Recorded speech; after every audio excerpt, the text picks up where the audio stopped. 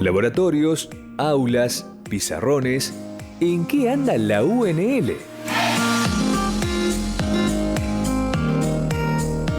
Bueno, y este es un tema que apasiona a Indiana, que le gusta mucho y que sabe mucho. Atención, no, chicas. No me vendas así. Atención porque van a competir con Indiana que sabe del tema. No, para nada.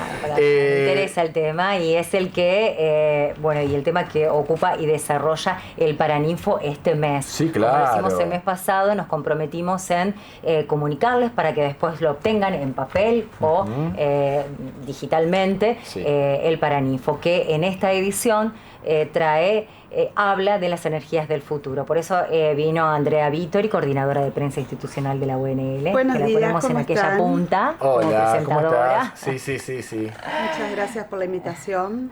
Está Laura Cornaglia, investigadora de la FIC UNL, investigadora sobre hidrógeno, y Betsabe Moreno, investigadora también de la FIC UNL, que investiga sobre biogás. Y todo eso está en realmente... Sí, nota central del Paraninfo. Muy bueno. ¿Por qué? ¿Por qué, Andrea, meterse en este tema? Bueno, estuvimos indagando un poco y en la universidad hay diferentes grupos de investigación que están pensando justamente en este tema que nos parece uno de los desafíos en el futuro próximo cercano. Y nos interesó investigar las potencialidades para la producción de diferentes tipos de energías limpias, pensando en que estamos en una etapa de transición energética, o al menos sería lo deseable, de que vayamos sustituyendo las energías fósiles por otras más amigables con nuestra vida y el cuidado del planeta. Y entonces empezamos por bucear en tres alternativas de investigadores que están trabajando. Betsabe, que se especializa en la producción de biogás a partir de residuos orgánicos e industriales también, y Laura Cornaglia, que se especializa en la producción de hidrógeno. Y además incluimos la producción de energía solar en la voz de Javier Schmidt, que lamentablemente hoy no nos pudo acompañar por otro compromiso, pero bueno, es una manera de empezar a contar qué es lo que están haciendo los investigadores de nuestra universidad, buscando energías limpias, y su potencial. Para poner en contexto, y ahora dejo que Indy se meta en algo más profundo, pero ¿se sabe hoy que hay un porcentaje de cuántos son las energías tradicionales que se usan y qué porcentaje es ya de estas energías limpias en nosotros, en la vida diaria? Sí, a nivel Argentina. Argentina, sí, lo más chico que podamos, no sé. Mira, en realidad a nivel nacional, que son los balances energéticos que existen, aproximadamente el 90%, 89% continúa siendo de origen fósil y solo el 10% es de origen renovable. Lo que sí hubo en el último tiempo fue una transición interesante en lo que es la matriz eléctrica, porque la matriz energética no solo incluye la electricidad, también incluye el uso de combustibles líquidos o gas natural, etc. En relación a energía eléctrica, sí hubo en el último tiempo un avance importante de renovables. Hoy podemos llegar a tener picos, los mejores días del año, de un 30% de generación renovable, pero solo el sector eléctrico, digamos. Claro. Así que, bueno, sin dudas el camino por recorrer en términos de transición hacia una matriz con fuentes renovables todavía es bastante largo. Largo, claro. Sí, además la universidad participó en la medición, ¿no?, de la energía solar, cómo con distintas estaciones pudo prestar esta información para aquellas personas, sobre todo que quería poner, por ejemplo, un calefón solar y de esta forma también cambiar, ¿no? Sí. Eso se realizó hace unos años. Acá estoy viendo desde 2018 a 2020. Un estudio realizado precisamente por Javier. Claro, que no es justo. Lo vamos a traer un día especialmente. Pero sí, ellos hicieron mediciones de radiación solar específico en toda la provincia de Santa Fe, mostrando resultados realmente interesantes y alentadores para instalar energía solar en nuestra provincia.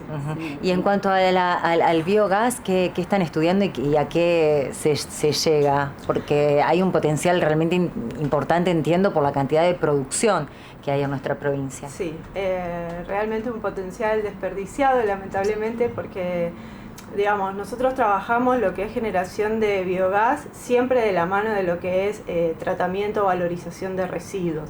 Solamente de esa forma, digamos, el impacto en términos ambientales termina siendo realmente positivo porque resolvés dos problemas en uno.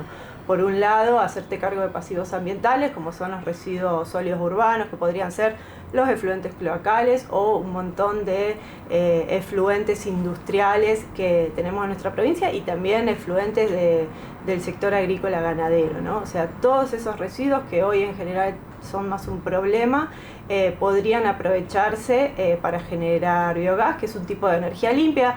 El biogás es un gas similar al gas natural, o sea, se podría utilizar con los mismos fines que se utiliza el gas natural para calefaccionar, para producir energía eléctrica, etcétera, para calefaccionar en los mismos procesos productivos de las industrias si lo consideran necesario. Y de nuevo, insisto, se resolverían pasivos ambientales que hoy son un problema importante también. Sí, eso es algo difícil de entender, porque tenés ahí material que está contaminando, que lo podés utilizar para generar energía o retroalimentarte en cuanto a una producción y no sé, falta conocimiento, porque la inversión con los años se recupera y no con tantos años. Sí, en general nosotros el problema principal que vemos es precisamente eso, la inversión inicial. Obviamente el recupero de la inversión termina siendo interesante a lo largo de los años. También es cierto que no solo tendríamos que pensar en este tipo de cosas en términos económicos, sino también evaluar el enorme potencial en términos de ganancia de salud pública, de reducción de emisiones, de reducción de contaminación de la población que está cercana a esos procesos productivos. Entonces, me parece que si quizás saldríamos un poquito de la lógica solo del mercado, de la ganancia económica, este tipo de emprendimientos empezarían a tener mayor relevancia. Y el otro día estábamos viendo y nos llamaba mucho la atención trenes que ya en Portugal andan con hidrógeno. Estamos como a años luz, ¿no? Pero se están dando los primeros pasos, pero estamos como todavía muy lejos de eso, ¿no? Sí, en cuanto al uso de hidrógeno, digamos, para la parte del transporte, es donde se ve una mayor potencialidad, tanto en los grandes vehículos como en camiones o en trenes o en los mismos barcos, sería como una de las principales aplicaciones en la parte de transporte. Si bien inicialmente se había considerado en automóviles, pero bueno, esa tecnología ya como que fue dejada de lado inicialmente y se focalizó en los grandes medios de transporte. Y eso todavía, por supuesto, lo mismo que mencionaba Betsabe, todavía la parte, el costo y la parte económica sigue siendo un impedimento, digamos, para su uso general. Pero bueno, que ha ido con el tiempo disminuyendo, ¿no es cierto? Para aquel que está más interesado en el tema, obviamente tiene que conseguir el Paraninfo, pero para explicarlo simplemente, ¿cómo se obtiene qué es el hidrógeno verde? Bueno, el hidrógeno ahora, si bien el más famoso fue en nuestro país el hidrógeno verde en su momento hace unos años atrás, en realidad ahora se habla de hidrógeno de bajas emisiones. Porque cuando uno produce en el método de producción de hidrógeno, se producen emisiones de gases de efecto invernadero, el dióxido de carbono. Entonces, cuando se utilizan distintos métodos de producción, fuentes de energía para producir las renovables, entonces ese hidrógeno se denomina de bajas emisiones y tiene distintos colores. El verde sería aquel hidrógeno que las emisiones son prácticamente nulas y que generalmente se produce entonces a partir de energías renovables. Y el proceso más común es la electrólisis del agua, es decir, la fuente, lo que provee el hidrógeno es el agua, la fuente de energía para producir ese hidrógeno son las renovables, solar o eólica, y el método sería la electrólisis de agua, ese sería el proceso que produce el hidrógeno verde.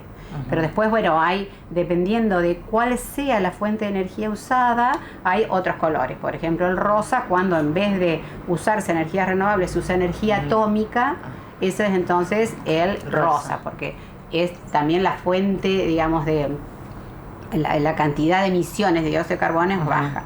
Después, el otro color que mencionábamos también en el trabajo, que es el hidrógeno azul, que ahí en general la materia prima, o sea, a partir del cual se produce el hidrógeno, puede ser metano, por ejemplo, que es un combustible fósil, pero se acopla con el proceso de captura, de retención, podríamos decir, para decirlo en un lenguaje más sencillo, del dióxido de carbono. Entonces, ese también constituye un hidrógeno de bajas emisiones. Esas serían como las principales, los colores de bajas emisiones.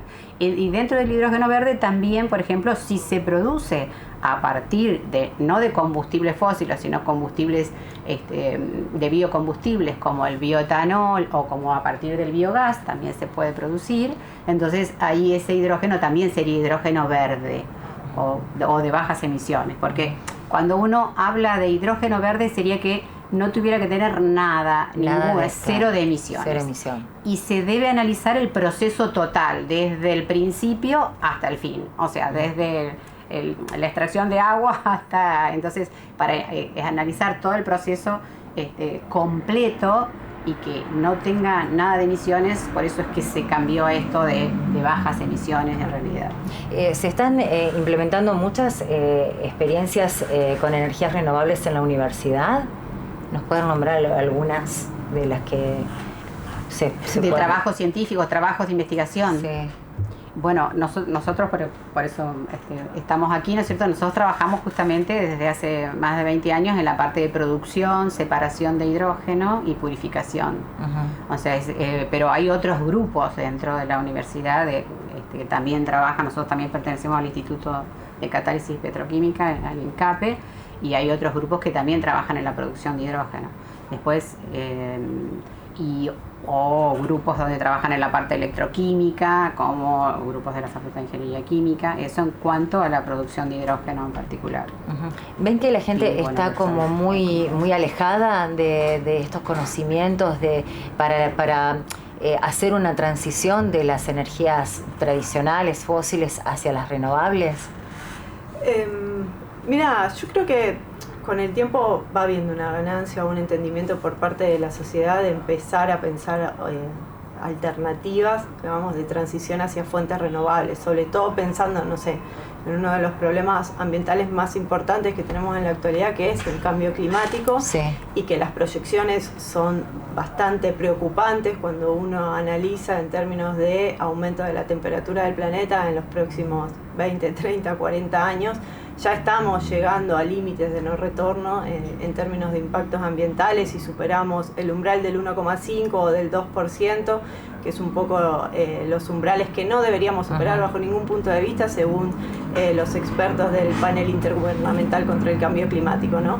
En relación a eso, yo creo que hay, digamos, un entendimiento de la necesidad de avanzar hacia otra fuente de generación de energía, pero obviamente que siempre, digamos, lo que mencionábamos antes, los costos en relación a eso son en general la principal barrera. Sin embargo, una buena noticia que tenemos es que los costos en relación a generación de energías renovables, sobre todo eólica y fotovoltaica, empezaron a reducirse muchísimo en los últimos años, incluso empezando a ser tan competitivos como los costos asociados a la generación eléctrica a partir de fuentes fósiles. Pero bueno, hay otras fuentes de energía, como por ejemplo los combustibles líquidos, que todavía estamos bastante lejos de transicionar, porque necesitaríamos, por ejemplo, modificar toda la flota automotriz a autos eléctricos, que además tiene otros impactos, digamos, si uno analiza en términos de impactos globales asociados al uso de la batería, a la extracción de litio, etcétera.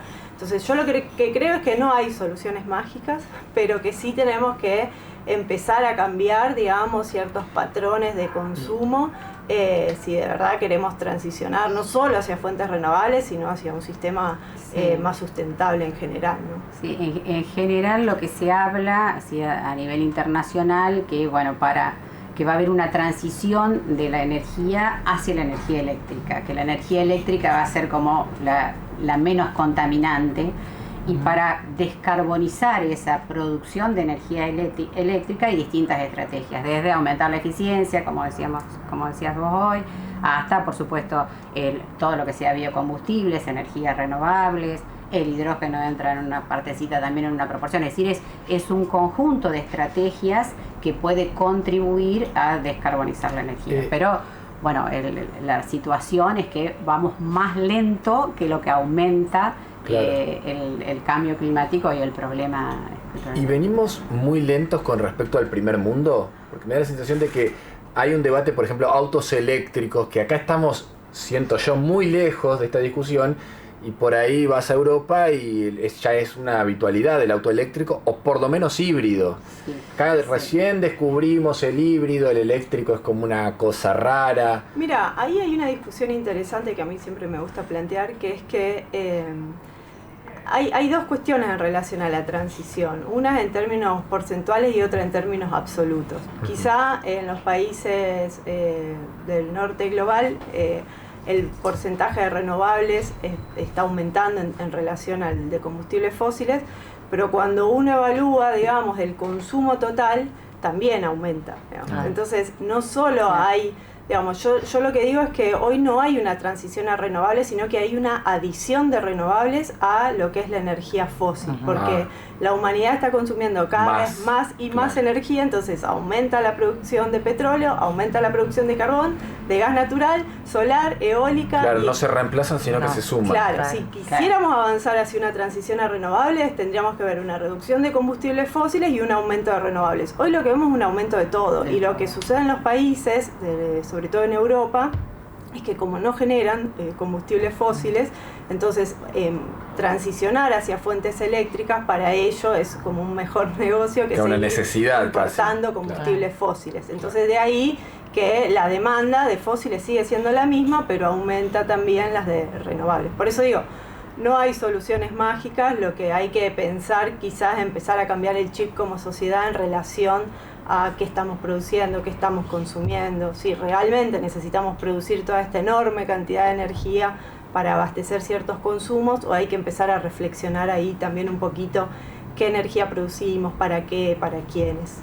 Sí, yo creo que también el Estado juega un rol importante en las políticas, ¿no es cierto? Las políticas energéticas, que bueno, eso creo que a nivel país influye mucho también, por supuesto, porque la política no tiene que ir, la política energética o hacia dónde uno va, no solo es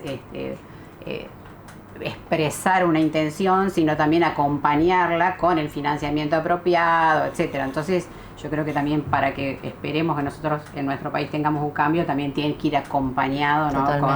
con esas políticas. Bien. Bueno, tema entonces central en el Paraninfo, ya disponible, Andrea. Ya lo tenemos nosotros acá y ya lo pueden retirar. Sí, lo pueden buscar en cualquiera de las facultades o dependencias de la universidad, y también se puede leer la edición online en www.unl.edu.ar/periódico El Paraninfo. Bueno, te contamos en qué anda la UNL, el tema principal del Paraninfo este mes, pensando en energías del futuro, y nos visitó Andrea Vittori, coordinadora de prensa de la UNL, Laura Cornaglia, investigadora de FIC UNL, y Betsabeth Moreno, investigadora de Fitch UNL. Muchas gracias. Gracias. Enseguida volvemos con De 10.